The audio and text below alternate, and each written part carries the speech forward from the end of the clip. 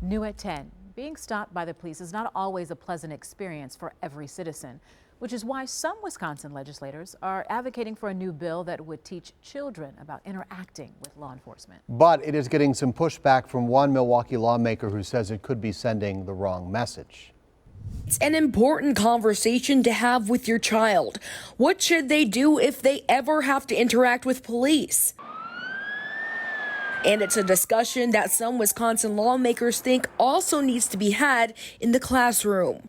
I think it's important for our citizens, our kids, to know, what does a police officer expect me to do if I'm stopped or if I'm approached? Republican Representative Dave Murphy is one of the authors of Assembly Bill 830, a bill that, if passed, would require the state superintendent of public instruction to develop a model curriculum that would be taught to students between 5th and 12th grades on how to interact with law enforcement with, quote, mutual cooperation and respect. The more that our kids know about what the police expect from them, I think the more likely they are to act appropriately and not to get into a situation where there's a problem. If you're comfortable, police officers comfortable, there's much less opportunity for something to go wrong. Murphy says the curriculum won't have to be adopted by the school districts and that the school boards will have to vote to opt out of it. Meanwhile, Milwaukee Representative Lakeisha Myers says she has some major concerns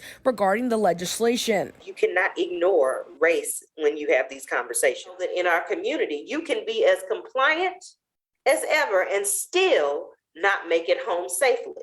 Myers, who sits on the Education Committee, says along with feeling like the bill is a political move as campaign season approaches, feels the outcome of police interactions shouldn't rest solely on the people. We do a lot in this body with talking about how the public should respond when engaging with police, but the onus and understanding is not shared when it comes to trying to regulate poor police behavior. I'm not going to say it is all wrong, but I do have my concerns with it, its timing, and how it will be implemented. A second reading of the legislation will be heard in the Education Committee next week during an executive session where it then will be voted on by committee members. Reporting in Milwaukee, Taylor Lumpkin, TMJ4 News.